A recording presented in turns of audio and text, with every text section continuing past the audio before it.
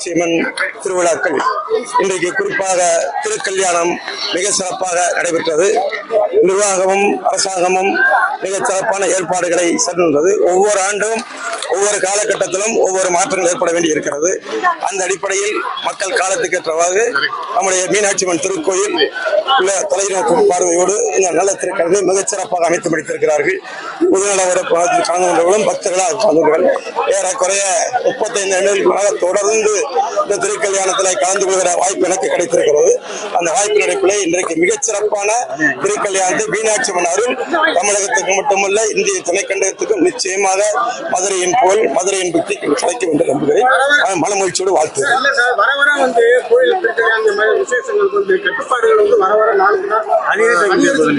காலத்துக்கு ஏற்ற கட்டுப்பாடுகள் அது சீர்திருத்தங்கள் வேணும்னா நாமெல்லாம் ஊடகங்கள் நாமும் சேர்ந்து சில செய்திகளை சொல்லுவோம். காலத்துக்கு ஏற்றவாறு கட்டுப்பாடுகள் அவசியப்படுகிறது. அந்த வேலை நிர்வாகம் தன்னுடைய வழிகேட்ட முடியாது. இன்னமும் கொஞ்சம் சிறப்பான நிலையை ஆய்வு மக்களிடம் கேட்டு அதில் நிர்வாகம் முடிவெடுக்க வேண்டும். உங்களுக்கு என்ன வேணும் கண்டன் கேட்டீங்க. சிறப்புக்குரிய விஷயங்கள்ல ஒன்று மல்லிகை பூ என்று சொன்னால் மற்றொன்று மீனாட்சி திருக்கல்யாணம்.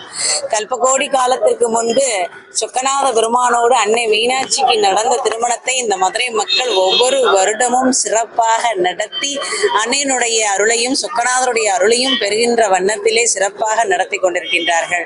விவரம் தெரிந்த வரையிலே நமக்கு பாட்டனம் முப்பாட்டனம் அதற்கு முன்பே பாட்டனம் கூட இந்த சித்திரை திருவிழாவிலே இந்த திருக்கல்யாணத்திலே கலந்து கொண்டிருப்பார்கள். ஏனால் அவ்வளவு பழமை வாய்ந்த பெரும் திருவிழாவிலே ஒன்று நம்முடைய சித்திரை திருவிழா. மதுரை மீனாட்சி என்றால் பட்டத்தரசி என்று சொல்வார்கள்.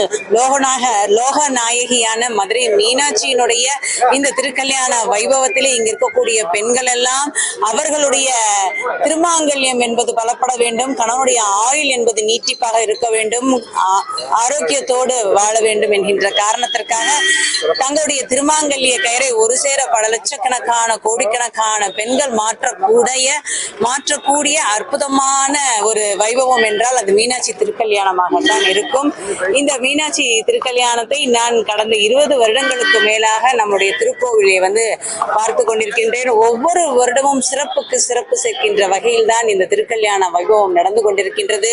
எல்லோருக்கும் இங்கு தரிசனம் கிடைக்கக்கூடிய வகையிலே கோவில் நிர்வாகம் சிறப்புக்குரிய பல ஏற்பாடுகளை எல்லாம் செய்திருந்தார்கள். அத்தனை பேர் மீனாட்சி திருக்கல்யாணத்தை பார்த்த ஆனந்தத்திலே இங்கிருந்து கிளம்பி அவர்கள் இல்லத்திற்கு சென்று கொண்டிருக்கின்றார்கள்.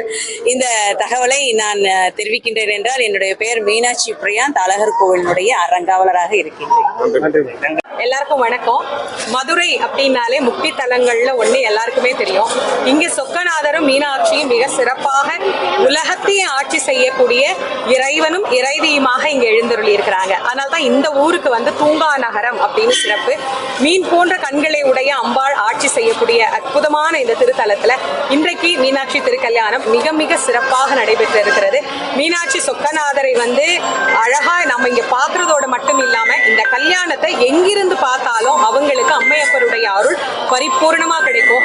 கடைக்கண்ணால எல்லாத்தையும் ரட்சிக்கக்கூடிய அம்பாள். அதனால உலகத்துல இருக்கிற அத்தனை பேருக்கும் நல்ல வளமும் நல்ல நலனும் தரணும் அப்படிங்கிறதுக்காக கையிலிருந்து சொக்கநாதர் மதுரைக்கு மீனாட்சியை கல்யாணம் பண்ணி மீனாட்சியோட சுவாமி மதுரையிலேயே இருந்து நமக்கு அருளாசி புரிகின்ற அற்புதமான இடம். இறைவன் தமிழ்ச்சங்கம் வளர்த்து தமிழையும் வளர்த்த சிறப்பு அப்படிங்கிறது இந்த மதுரைக்கு தான் சிறப்பாக அமைந்திருக்கிறது. மீனாட்சி திருக்கல்யாண நல்நாள் வாழ்த்துக்களை எல்லோருக்கும் அன்போடு தெரிவித்துக் கொள்கிறேன்.